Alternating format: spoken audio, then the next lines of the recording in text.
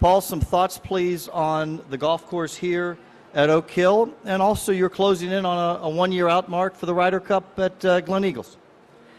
Yeah, thank you. The golf course is obviously very strong. My view on a US PGA has always been that it's somewhere between a PGA Tour setup and a US Open setup, and it's normally somewhere in the middle. And this particular course, I think, is, with the difficulty and the way it's set up, is more akin to a US Open than it is a PGA Tour event in terms of the scale. So it's a real good test, and there's no doubt it'll provide a very good champion. You've got the one-year out event coming up at Gleneagles.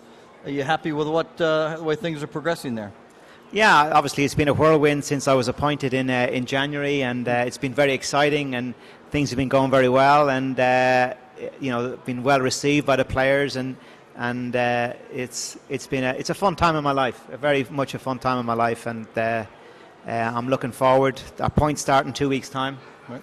And then we have the year to go early in September, which is also going to be very, very exciting, and that's when it'll really kick off. So I'm looking forward to that. Great. Thank you, Paul. Let's open up for questions for European captain Paul McGinley, please. Right over here in the middle on mic 1.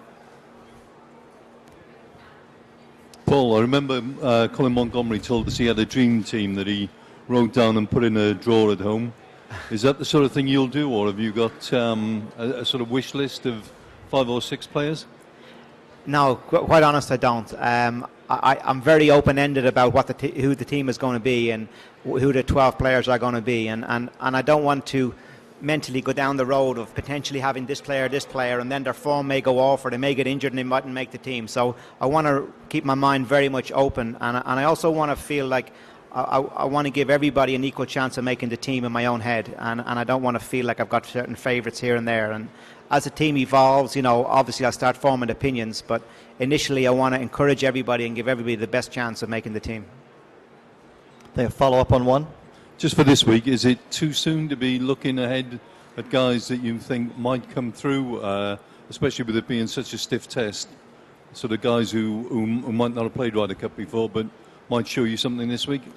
Yeah, I mean, we had David Lynn coming second in this tournament last year and propelling him onto a wonderful season that he's enjoying this year. And there's, it would be nice to see a European doing something similar, if not winning, maybe second or third, and having the bounce on that David has experienced. So we'll have to wait and see. And obviously, if it's not going to be me, I'd love to very much see a European winner this week. Question over on mic 3, Dermot. Paul, you're playing with Tom this week. Yeah. What stage does that take you in your relationship with him? Yeah, I mean, our relationship is one. It's one that's evolving all the time. As you know, he was a great hero of mine when I was a boy. When I was at college in San Diego, I used to go and watch him. Unbeknown to him, I watched every shot he played in practice and in the tournaments. And then I came on tour and I got to play practice rounds with him. We recently had dinner for the first time in Muirfield. So our relationship is getting stronger and stronger all the time in terms of getting to know each other better and better. And he's a man I highly regard and highly respect. And I'm looking forward to challenging going up against him, because he's going to be a very formidable competitor as a captain, just as he is as a player. Thank you, Paul. Question, mic 1. John? Paul, I'm sure that you've got great sympathy for Rory and that you would want him to start playing better and so on. What is actually going through your mind about him at the moment? How much personal sympathy do you have for his current situation, and how much Ryder Cup captaincy issues do you have about his current situation? Well, I mean, just keep it in perspective, John. I mean, sympathy, I don't think is a very strong word, and I certainly don't think Rory would want anybody to be sympathetic towards him. I think empathy. We're all in the game of professional golf. We all know there's ups and downs. We've all experienced them. Tom Watson was in here earlier, and nobody can tell you more about the ups and downs in the game than he's had, and look at his career. Jack Nicklaus, something similar. We all experience these up and downs, and Tiger Woods, like he is now, is on a high, and this time a year ago or 2 years ago he was on a real low. So we all know what it's like, and I think Rory knows that as well too. And I've obviously very supportive towards Rory, and I played a practice round with him yesterday. But from what I see at the moment, everybody's got a public opinion about Rory, and everybody wants to throw their weight in and say he needs to do this and he needs to do that. And to be honest, I don't want to add to that, and I don't want to publicly come out and say Rory needs to do this and Rory needs to do that. He knows I'm supportive of him. I'm there if he wants to call.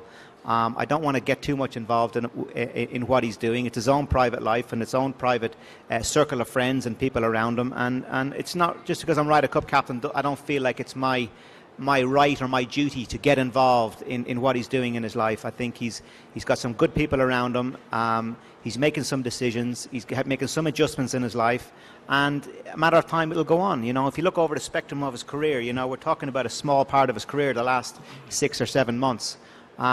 So, you know, that'll be a little bit insignificant. As things move on and time goes on, he will get his form back and he'll have his success again. And then, just like Tiger now, he'll be back on a high. We'll be thinking, oh yeah, I remember when he was off his game. But I think if you're a professional golfer, that's what happens. You're going to have to experience and deal with ups and downs. And Rory's going to be no different than anybody else. Questions? Paul, how much time have you had a chance to spend at Gleneagles at the course since you were named captain? Oh, good question. I've probably had 4 or 5 trips up there since January, and I'm very excited for Gleneagles. I know they're very excited as well too. People can't be more helpful or more supportive when I go up there. They're very excited about hosting it. The hotel is synonymous with style and class, and I'm sure they'll be a wonderful host, and there's no doubt it'll be a very memorable place to have a Ryder Cup in, particularly in the home of Scotland, a home of golf in Scotland. Right, sure.